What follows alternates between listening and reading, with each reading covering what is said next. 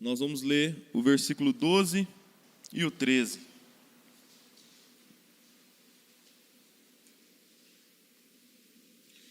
Filipenses, capítulo 4, versículo 12 e 13.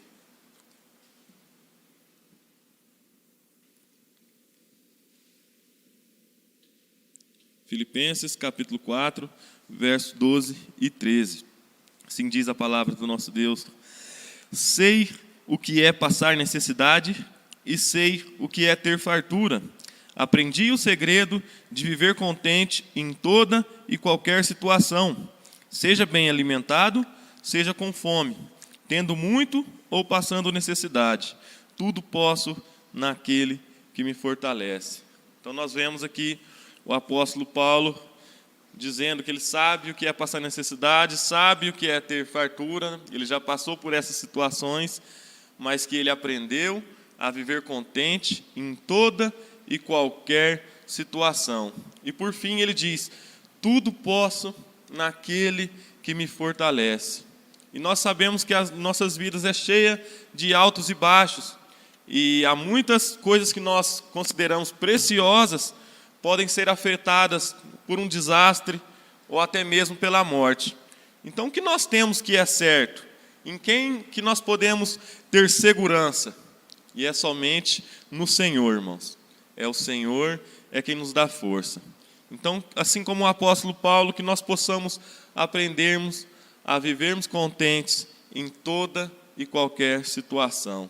Vamos orar e agradecer ao nosso Deus por mais este domingo. Pai, nós te louvamos por mais uma vez o Senhor nos permitir chegarmos até aqui. Como é bom nos reunirmos presencialmente para adorar e louvar o teu santo nome, Pai. Também te pedimos que mais irmãos possam se juntar a nós, Pai.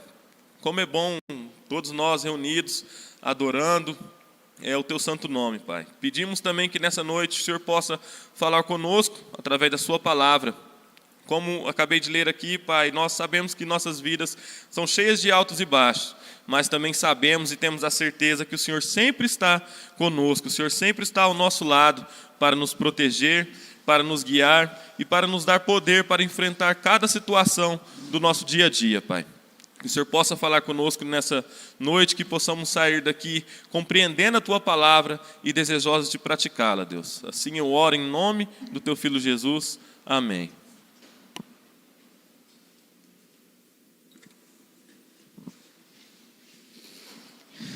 Boa noite, irmãos, graça e paz. Bendito é o nome do Senhor, por mais uma vez que o Senhor tem nos dado a oportunidade de estarmos reunidos no nome bendito de Jesus Cristo para o louvarmos e engrandecermos como igreja. Vamos ficar de pé para louvarmos ao Senhor, irmãos. Esse texto que o Juninho terminou de ler, seria importante nos dias que estamos vivendo fazermos uma reflexão. Qual é a fortaleza que nós estamos tendo? Em que nós estamos segurando na força do Senhor? No que nós estamos confiando? No conforto e na segurança dos nossos lares?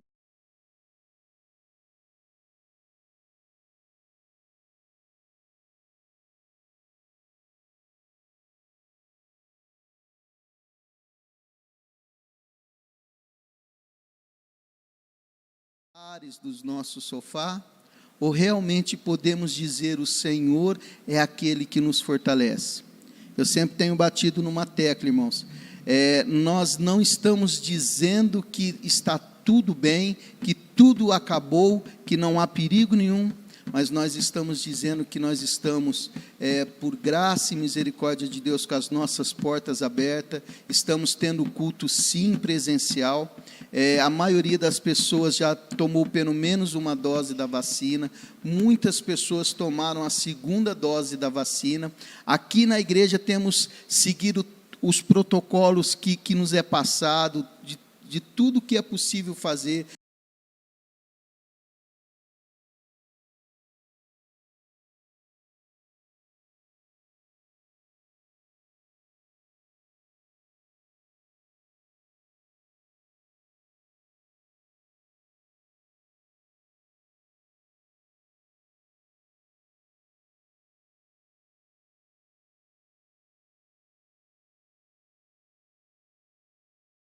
distanciamento social, separação de cadeira, álcool em gel, enfim, tudo que nós precisamos de uma certa segurança para nos reunirmos como igreja, nós estamos tendo.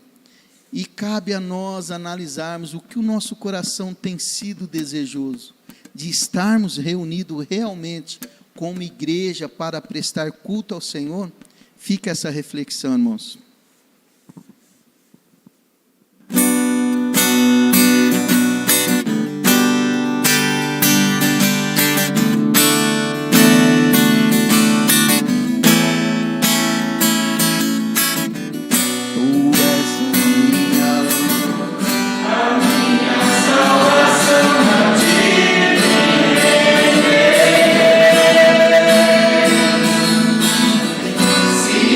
Meu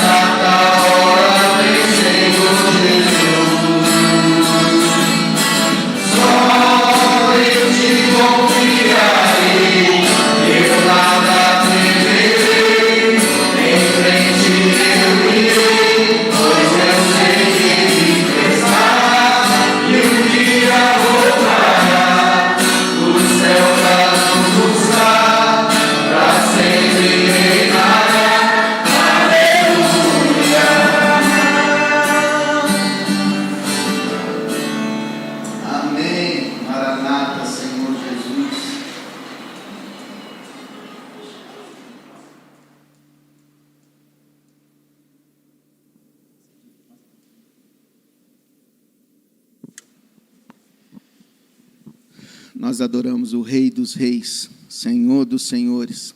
Esse é o nosso papel de igreja, adorar ao único que é digno de toda honra e toda glória.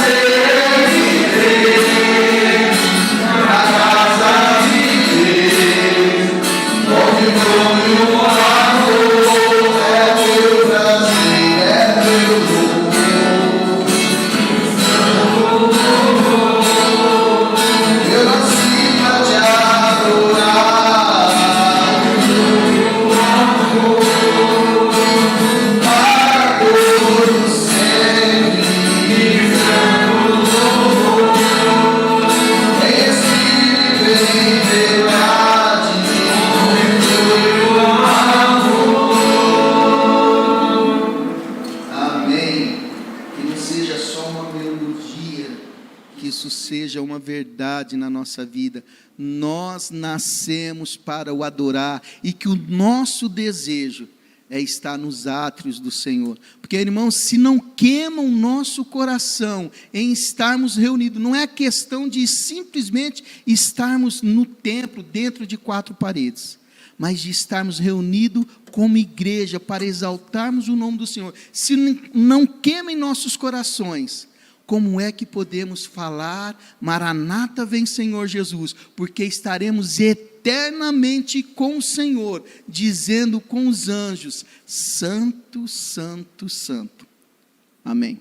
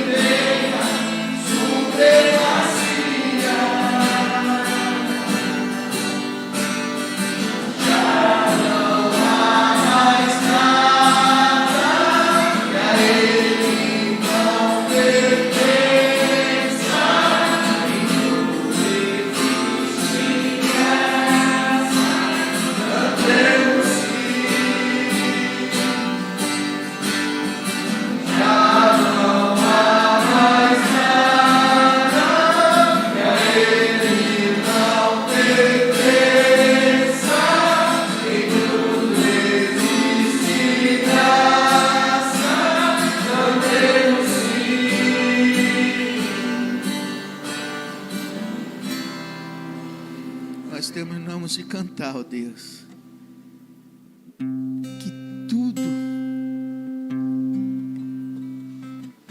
é do Senhor Jesus Cristo. Não há mais nada que não pertença a Ele. Eu posso te agradecer, Pai, de todo o meu coração, de toda a minha alma, porque eu pertenço a Jesus Cristo. Por graça e misericórdia, um dia eu ouvi do Evangelho, entendi o quanto era pecador e o quanto estava distanciando do Senhor, passo a passo, indo em direção ao inferno. Entendi a minha rebeldia e o meu pecado contra o Senhor, ó Deus, e descobri que por amor, por graça, infinita graça e misericórdia, o Senhor enviou o seu Filho para me resgatar, para nos resgatar. E hoje nós estamos aqui te chamando de Pai.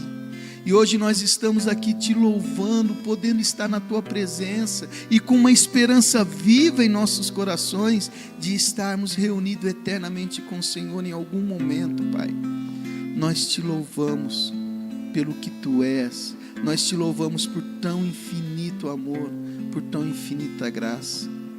Não a nós, Senhor, não a nós. Glórias ao teu santo e bendito nome. Obrigado pela semana, obrigado pelo livramento, obrigado por tudo que o Senhor tem realizado. Desperta a tua igreja na face dessa terra, não só a pequena Ebenezer, não só Barretos, mas desperta o teu povo. Em tempos tão difíceis que estamos vivendo, precisamos de uma comunhão com o Senhor. Obrigado pela vida do Roberto, obrigado pela vida do Samuel, obrigado pela vida de tantos que o Senhor guardou e livrou dessa maldita doença aqui na nossa igreja e em todos os lugares. Cuida das famílias enlutadas que estão sofrendo por perda dos seus entes queridos. Abençoa o teu servo que irá trazer a tua santa e bendita palavra. Palavra essa que vem do teu Espírito, que revigora a nossa alma. Ajuda-nos a ouvir, a entender, mas ajuda-nos a praticar aquilo que o Senhor tem nos ensinado. Essa é a oração que eu faço, não no meu nome, mas no nome bendito de Jesus Cristo, a qual vive e reina para todo sempre. Amém. Podeis assentar, irmãos, que Deus abençoe.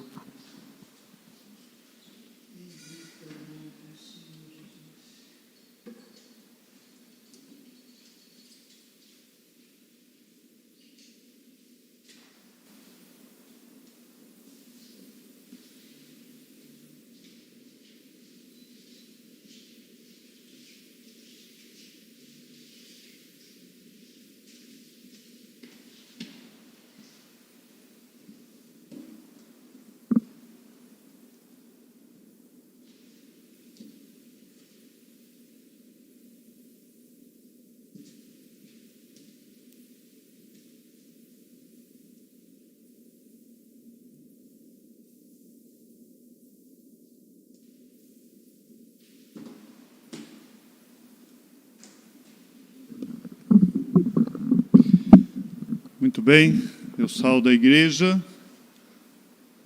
na graça, na paz, na misericórdia do nosso Senhor Jesus Cristo, amém? Amém, amados? Amém. Nós somos poucos, mas somos igreja.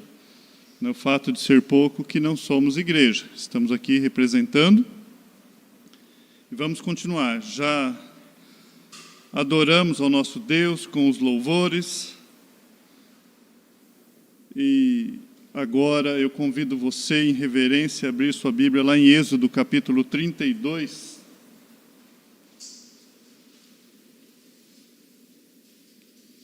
Nós vamos ler apenas 6 versículos.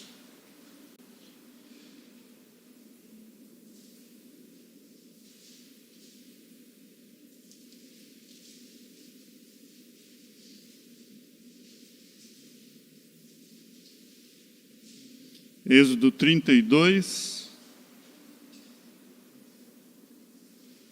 Obrigado, Sandro.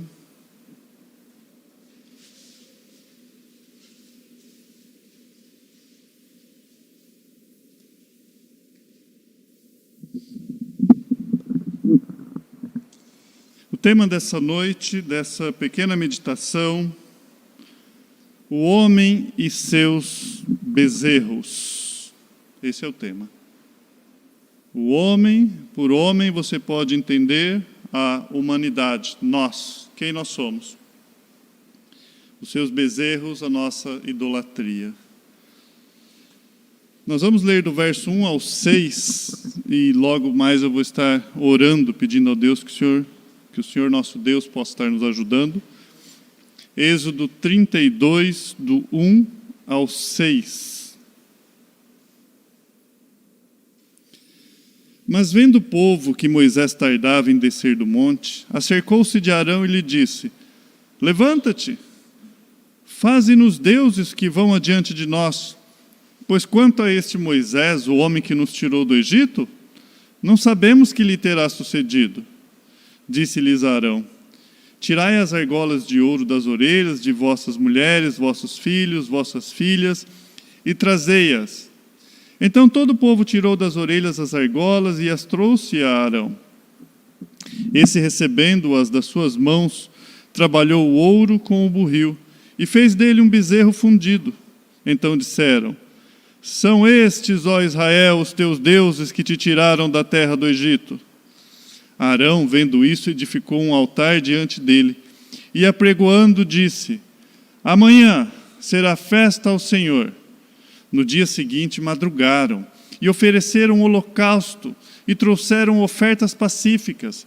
E o povo assentou-se para comer e beber e levantou-se para divertir-se.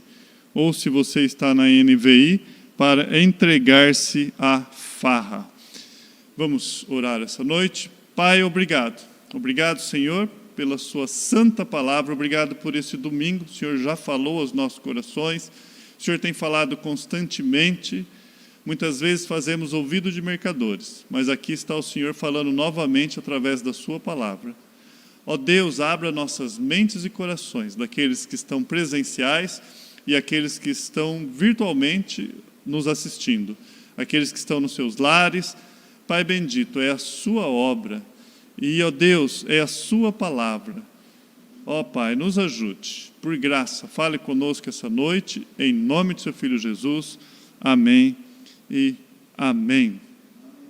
Se você não soubesse o contexto dessa palavra, talvez quando eu pudesse estar lendo o final, deixa eu regular isso aqui. Aqui, melhorou. Quando eu lesse o final desse capítulo, ou desses 6 versículos, você pensaria que se trata de uma reunião solene. Verdadeiramente uma reunião do povo de Deus, porque eles madrugaram, ofereceram holocaustos, trouxeram ofertas pacíficas, e o povo assentou-se para comer e beber, e levantou-se para se divertir. Agora, vamos tirar daqui algumas lições preciosíssimas, apenas desses 6 versículos. Primeiro, você começa lendo aí: Mas, vendo o povo que Moisés tardava em descer do monte, primeira coisa que nós observamos aqui, a impaciência do povo. A nossa impaciência. Ninguém quer esperar os métodos de Deus. Ninguém quer esperar a forma de Deus. E Deus, Ele nos faz esperar. Fé é sinônimo de esperar. É daqueles que esperam no Senhor. Nós gostamos de novidade, muito mais numa geração como a nossa. Outro dia mesmo, o Fernando pregando, ele falando dos dedinhos no celular para saber qual é a próxima novidade. Nós queremos as novidades. Ninguém quer esperar. Somos impacientes. Moisés aqui, ele não cita exatamente quantos dias o povo estava esperando, mas possivelmente é menos de 40 dias. Mas nós sabemos que, independente da espera ou do tempo que fosse, a questão é que nós devemos esperar em Deus, devemos confiar em nosso Deus. E algumas coisas vão acontecer quando nós começamos a esperar e as coisas não acontecem. Nós vimos isso lá no livro de Samuel, Saul esperando Samuel, Samuel não chegava, e ele foi fazer o quê? Tomar decisões por conta própria. O problema é quando não esperamos no Senhor, sabe o que vai acontecer? Você começa a esperar em você mesmo. Quando o Senhor começa a tardar, quando Ele começa a demorar, então você começa a fazer como Saul, você fala, eu vou dar um jeitinho. Você começa a fazer como o povo aqui, fala, é melhor eu ter ideias próprias. É melhor eu começar a fazer algo, porque o Senhor não chega. E rapidamente nós fazemos como o povo, trocamos Moisés por Arão. Deus por uma imagem, qualquer que seja, aqui no caso o bezerro. Trocamos Deus por uma imagem e vida que segue. Deus não chega mesmo. E não saber esperar é o início da queda. É o início. Quando nós não sabemos esperar. Eles não tinham tanto conhecimento como você tem hoje, como eu tenho hoje. Eles não tinham isso. Eles não tinham Isaías 40, que diz, aqueles que esperam no Senhor renovam a sua força, lá no verso 31. Eles não tinham as cartas de Pedro, como estamos aprendendo pela manhã, lá em 2 Pedro, quando Pedro fala, o Senhor não demora em cumprir a sua promessa, como alguns julgam. Eles não tinham provérbios em que diz, confia no Senhor do teu todo o coração, e não se apoia no seu próprio entendimento. Provérbios 3:5, eles não tinham. E nós temos tudo isso. E nós nos identificamos muitas vezes com essa impaciência em esperar o Deus de Israel. Hoje nós temos os salmos que nos maravilhamos, que confortam os nossos corações. Salmos 62:5, você lê assim, o salmista que ele abre o coração. Salmo 62:5, ele diz, somente em Deus, ó minha alma, espera silenciosamente, espera silenciosa, porque dele vem a minha esperança. Eles não tinham isso, nós temos, somente em Deus, somente em Deus. Impaciência, amados, para muitos é uma questão de personalidade. Impaciência para com Deus é pecado. Você não está crendo e tudo aquilo que não vem por fé é pecado. Mas nós lemos aqui, mas vendo que Moisés tardava em descer do monte. O que aconteceu do capítulo 25 até aqui? O último contexto que nós passamos aqui, nós passamos pela lei, lá pelo capítulo 20, passamos pela instrução para a construção do tabernáculo, aqueles que tivessem corações sinceros, e aqui Moisés, nesse momento, ele está recebendo instruções para o tabernáculo.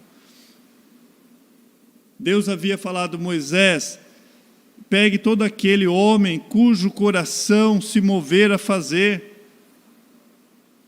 Já havíamos passado por Êxodo 24:7, em que você leu junto comigo, no capítulo 24, verso 7, e tomou o livro da aliança e o leu ao povo, e eles disseram, tudo o que falou o Senhor faremos e obedecemos. Você já passou pelo capítulo 24 aqui. O povo já tinha dito, já tinha feito aliança. Mas vamos continuar o nosso texto. Eles viram que Moisés estava demorando. Qual foi o próximo passo? Acercou-se de Arão e lhe disse, levanta-te e faça deuses. Levanta, homem. Pois esse Moisés esse homem que nos tirou do Egito, sabe lá o que aconteceu com ele. Eles não falam, nós queremos só deuses. Eles falam, nós precisamos de deuses que nos guiam. Vamos dar uma olhada no Decálogo ou nos 10 mandamentos. Volte aí em Êxodo 20, é onde você encontra os 10 mandamentos. Qual é o primeiro mandamento? Êxodo 20, o verso 3. Êxodo 20, verso 3. Não terás outros deuses diante de mim. Aqui está Deus. Deus está se revelando ao homem. Ele usa o povo de Israel para fazer isso, o seu povo escolhido. A lei mostra quem Deus é. E ele já se revela: olha, não terás outros deuses diante de mim. Deus é santo, santo, distinto de tudo que nós imaginamos. Ele exige a nossa total adoração. E lembra de uma coisa? Nós nascemos cegos. Nós estamos em busca da verdade. O que é a verdade? E quando Deus exige ser o primeiro, quando Ele exige a nossa adoração, quando Ele fala: você não vai ter outros deuses, eu sou o único Deus, Ele já está te direcionando para a verdade. Para a verdade. O verso 4 e 5 aí de Êxodo 20: não farás para ti imagens de escultura. Não farás para ti imagens de escultura. O que eles estavam fazendo lá? Nem semelhança alguma de que há em cima nos céus, nem embaixo na terra, nem bezerro. Não estou acrescentando, mas a realidade deles, né? Nem nas águas debaixo da terra, não os adorarás, nem lhes darás culto, porque eu sou o Senhor teu Deus, Deus zeloso. Esse termo zeloso é de ciúmes, que visita a iniquidade dos pais nos filhos, até a 3ª e 4ª geração daqueles que me aborrecem. Já apontando para Cristo aqui. Nenhuma imagem feita nos céus ou na terra ou em qualquer lugar pode representá-lo. Imagine assim: Deus fala: eu sou o único Deus, não há outro como eu. Somente a mim você deve adorar, não deve adorar nenhum outro Deus. Dedique a sua adoração a mim. Ele é ímpar, único. A partir do momento que você considera pegar qualquer coisa no universo e querer dar um formato a esse nosso Deus, que não seja algo que Ele revelou através da sua palavra, que nós podemos hoje ter um formato na nossa mente desse Deus transcendente, uma imagem, qualquer coisa que eu pegar e fazer um Deus, que afronta que é para o nosso Deus. Quão digno é o nosso Deus! Hoje já está invertendo as coisas. Mas se você matar uma barata, por exemplo, vai chegar um tempo que vai ser proibido também, né? Você mata uma barata, tudo bem, matou uma barata. Mas, se você já mata um animal, já passa a ser um problema. Se você passa a afrontar um homem, deveria ser um pouco mais. Nós estamos falando uma questão daquilo que nós, seres humanos, consideramos como dignidade. O que seria o nosso Deus, então? O que seria uma afronta contra o nosso Deus? Se nós devemos respeitar uns aos outros, e também os animais, como aprendemos hoje de manhã. Agora, de repente você pretende ou nós pretendemos fazer um bezerro. Então você vai fazer algo que representa esse Deus. Se os dois, você ainda fala assim: espera aí, não, Senhor, de forma nenhuma eu vou adorar a outro Deus. O Senhor é o único Deus, Deus ímpar, eu entendo isso e ponto. Não vou e não me prostro, jamais. Aí no segundo, você olha, fala: longe de mim, nunca fiz uma imagem, eu confio no Senhor, e as únicas imagens que nós temos no Velho Testamento, foi o Senhor que nos deu, que essas imagens são sombras daquele que haveria de vir, está apontando para Cristo. Uma vez que o dono da sombra chegou, não precisamos mais dessa sombra, porque agora nós sabemos quem é o dono daquelas imagens, que a qual o Senhor usou para apontar, que é Jesus Cristo. Agora nós temos o Espírito Santo de Deus. Você poderia dizer isso. Mas quando chega no verso 7 aí do capítulo 20, você lê assim: não tomarás o nome do Senhor teu Deus em vão, porque o Senhor não terás por inocente o que tomar o seu nome em vão. Opa! Esse é o momento. Se você realmente leva a sério a palavra de Deus, você saiu de casa e fez aquela oração: Pai nosso que estais no céu, santificado seja o vosso nome. Você está exaltando o nome de Deus, glorificando o nome de Deus, honrando o nome de Deus. Mas a sua vida que leva o nome de Deus não honra o nome de Deus. E quando você diz que serve a Deus e não honra o seu nome, você faz o que com o nome dele? Você usa o nome dele em vão. Quando Deus diz que você não deve fazer algo, é o nome dele que está em jogo. Quando ele diz não faça e você faz, o que acontece com o pai? Quando o filho o desobedece, ele é humilhado. Então, nesse momento, eu sou considerado culpado, porque Deus fala: eu não vou ter por inocente. Esse é o mandamento mais quebrado por todos os cristãos e não cristãos. Quem pensa que pode guardar o primeiro e o segundo, quando chegamos diante do terceiro, a única coisa que uma pessoa que é declarada culpada, ela sabe que ela é culpada, não tem aqui o momento de pedir a graça do Senhor. Um culpado, ele pede misericórdia. A misericórdia, ela serve para quem já é declarado culpado, não para quem está sendo, para quem é. A lei já começa a nos forçar, já começa a nos empurrar, nos levar, nos conduzir a pedir socorro. Socorro, Senhor, porque eu não posso. Aí Deus vem, pega o cordeiro, sacrifica o cordeiro, apontando para quem? Para Cristo. A lei vai nos enviando para Cristo. O único que pode. O único. Só em Jesus. A lei, ela diz culpado, culpado, culpado. E pior ainda, ela vem e diz: você é maldito. Aí ela me conduz aos pés da cruz. Só Jesus Cristo, bendito com o seu sangue vertido na cruz, é que nos perdoa a quantidade de vezes que nós blasfemamos esse nome. Vamos ao nosso texto. Volte lá no capítulo 32. Eles viram que Moisés tardava em descer do monte. Eles se acercam de Arão. Vão lá: Arão, faz deuses para nós, que Moisés não vai vir não. Bom, vamos fazer aqui então agora um contraste entre o homem e seus bezerros e seus deuses e Deus. Deus diz: não terás outros deuses diante de mim. Você acabou de ler isso. Sim, tudo que o Senhor disse nós faremos. Agora o homem diz assim: faze-nos deuses. Deus diz: não terá.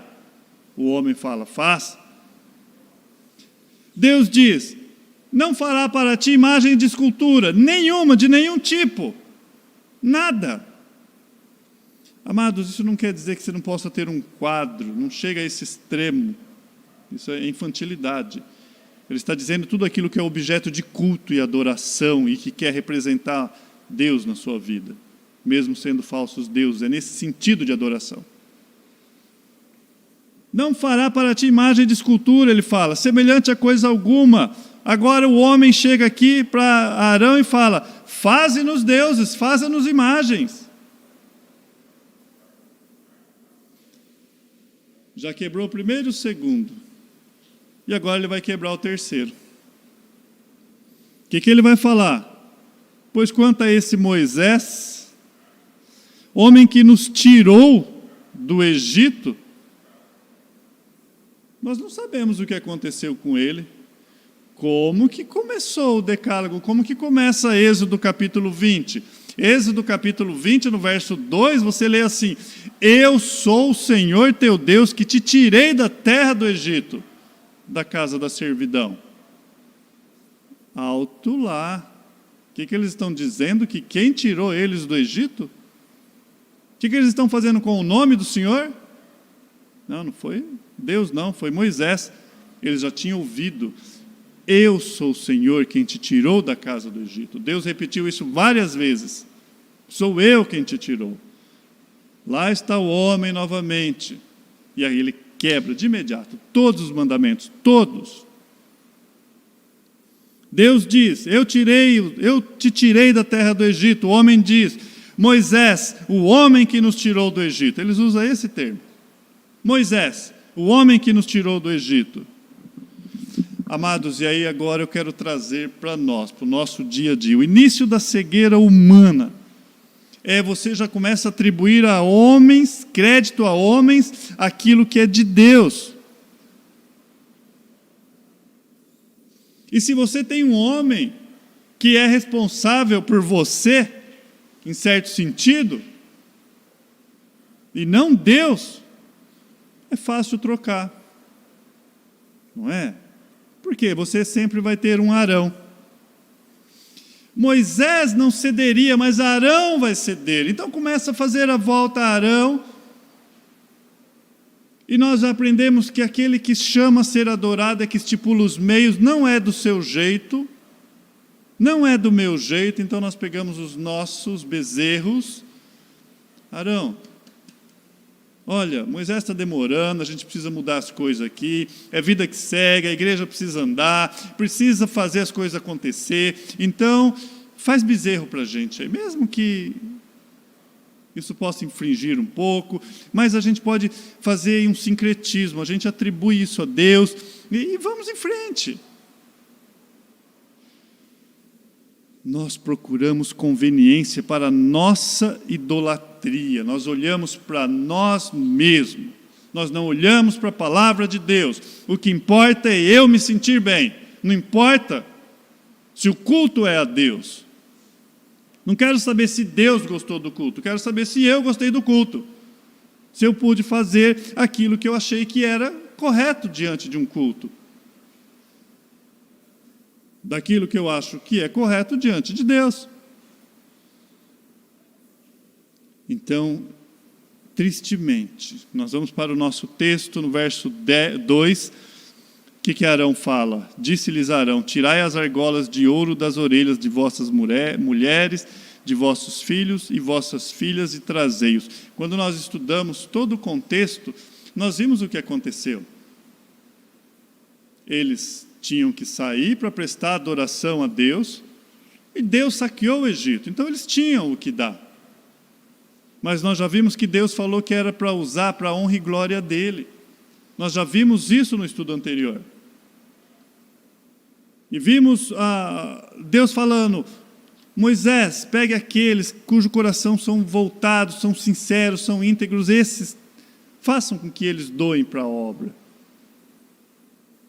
Mas agora você vai ver pessoas e mais pessoas doando também, mas voltado para eles mesmos, conveniência. Triste, a liderança cede. Quando isso acontece, eles estão retrocedendo de onde Deus os tirou. É bater no ombro e falar: olha, tem que mudar isso. Sabe por quê?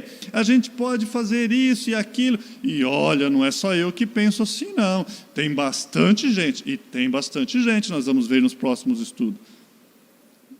Não passou por inocente diante de Deus. Tem mais gente que pensa como eu. Então a liderança, ela se corrompe e ela cede. Então vamos fazer bezerro. Faz um bezerro aí, né? Lá na frente nós vamos ver mais problemas quanto a isso. Fizeram poderiam ter feito mais, né? Fizeram já eram alguns costumes. Quando você estuda, isso não era novidade. Eles já tinham visto isso lá no Egito. Mas quando Estevão está lá em Atos 7, falando desse contexto, ele fala algo que não está aqui. Em Atos 7, 39, você lê assim, do 39 ao 40. A quem nossos pais não quiseram obedecer, antes o repeliram e no seu coração voltaram para o Egito, dizendo a Arão: faze-nos deuses que vão adiante de nós, porque quanto a este Moisés que nos tirou da terra do Egito, não sabemos o que lhe aconteceu. Opa, Estevão falou o motivo deles pedir para Arão fazer deuses. No seu coração, voltaram para o Egito. Trazendo para os dias de hoje. Crente, querendo voltar para o mundo, mas o que ele vai fazer? Ah, mas eu não posso voltar para o mundo. Então vamos trazer o mundo para dentro da igreja. E chega na liderança, vamos. Não podemos voltar ao Egito, literalmente vamos trazê-los até nós. E aí começa a bagunça do sincretismo. Por quê? Não ouve a voz do Senhor, então precisamos inventar métodos e modos para o nosso tipo de culto. Tanto que no verso 5, nós já lemos, 32:5. Arão, vendo isso, edificou um altar e disse diante deles, altar diante deles, e apregoando, disse: amanhã será festa ao Senhor. E Senhor aí tem que estar em letra maiúscula, porque é Yahvé mesmo aí. Não diz com letra minúscula, não. Ele misturou as coisas. Não. Amanhã vai ser festa. Bezerro e festa. E agora? Uma liderança corrompida, saindo fora dos caminhos do Senhor, ela pensa que talvez ela estivesse ajudando, e ela está enviando essas pessoas em seus corações, não para Deus, mas ela está enviando essas pessoas para o Egito, para o mundo novamente, quando ela cede. E lá vem, quantas será, nós podemos pensar, será que foi centenas ou milhares de pessoas que providenciaram recursos? Recursos não é sinônimo de que tudo está bem. O fato de uma igreja ser riquíssima não quer dizer que tem aprovação do próprio Deus. De aparecer recursos do nada para fazer as coisas, não quer dizer. O verso 3 e o 4. Então todo o povo tirou das orelhas as argolas e as trouxe a Arão. Percebeu o sacrifício? Tirou. Este, recebendo-os das suas mãos, trabalhou o ouro com burril e fez dele um bezerro fundido. Então disseram: são estes, ó Israel, os teus deuses que te tiraram da terra do Egito. Você percebe aqui, havia esforço, havia doações, havia vontade, sacrifícios, mas o culto, longe de ser o culto verdadeiro para Deus. São estes, ó Israel, os deuses que te tiraram da terra do Egito. Bem-vindo. A confusão teológica está inaugurada. Já não é mais Moisés que te tirou do Egito. Vamos mudar um pouquinho. Agora nós temos um bezerro. Então, olha, ouça, não é Moisés. É o bezerro que te tirou. Então já começam as mudanças, as adequações. Qualquer semelhança com o que nós vimos diante de nós, na nossa história, é mera coincidência. Esquecem da palavra de Deus, inventam respostas para a solução dos seus problemas. Quem resolveu foi isso, a forma que resolveu foi aquilo. As experiências que você viveu acabam valendo mais do que a palavra do próprio Deus. Um sincretismo, uma mistura ridícula. Um ídolo, um altar, uma celebração festiva, numa tentativa de honrar o Deus verdadeiro, com coisas ímpias. O verso 6, no dia seguinte, madrugaram e ofereceram holocausto e trouxeram ofertas pacíficas, e o povo assentou-se para comer e beber, e levantou-se para divertir-se.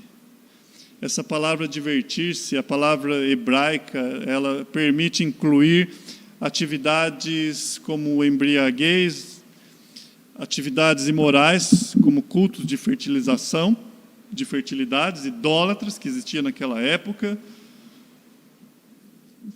Sincretismo anulou toda e qualquer ética, se a gente pode usar esse termo, moral do homem ali, misturou. Então agora, não é nem mais uma questão do que Deus pensa, não é nem uma questão mais de moralidade. Começa a ver uma espiral. Paulo fala sobre isso em sua carta aos Coríntios. Quando Paulo escreve 1 Coríntios, capítulo 10, o verso 7, ele fala assim: não vos façais, pois, idólatras, como algum deles, porquanto está escrito, o povo assentou-se para comer e beber e se levantou para se divertir. Não faça isso de forma nenhuma. A idolatria. Como que começou? Como que tudo começou? Alguém lembra? Alguém olhando no reloginho. Como que começou? Uma murmuração aqui, outra ali, está demorando muito. Como que começou? Questionamento da liderança. Como que questionou? Atribuindo poderes à liderança, a qual não é dele, é de Deus. Tudo tem um começo. Por que é fácil adorar a falsos deuses, mesmo tendo Deus tão presente, tão perto diante de nós? Sabe por quê? Porque nós queremos que o imediato, aquela forma que nós trazemos do mundo, venha até nós e não o jeito de Deus. Nós não queremos perder isso. Sabe qual é a outra resposta? Porque o culto, ele passa a ser centrado no homem. Então é um culto em que eu posso me extravasar. O culto centrado no homem e seus bezerros não exige nada. É um bezerro. Falsos deuses. Tem boca, mas não fala. Tem olho, mas não vê. Não sai nada da sua boca. Ele não fala, ele não anda. Não faz nada. Então, para mim, é conveniente criar um Deus à minha imagem, a minha forma de pensar. Nós fazemos isso no nosso coração. Nós criamos os nossos bezerros nos nossos corações. Para mim é fácil. Sabe, ele não é tão santo assim. Esse Deus que eu criei não tem questão de ira, não tem questão de justiça, não tem nada a se temer. Muito pelo contrário, a gente pode ir se adequando, se adaptando. Olha, vocês são antiquados. Nós já estamos em 2021, muita coisa mudou, vocês têm que se adequar, até a linguagem de vocês é ultrapassada. E a noiva se corrompendo. O homem e seus bezerros. Os ídolos mantêm os homens nas trevas. E muitos preferem as trevas porque Jesus Cristo disse, porque a luz os incomodam. É mais fácil criar falsos deuses, porque ele não se mete na minha vida.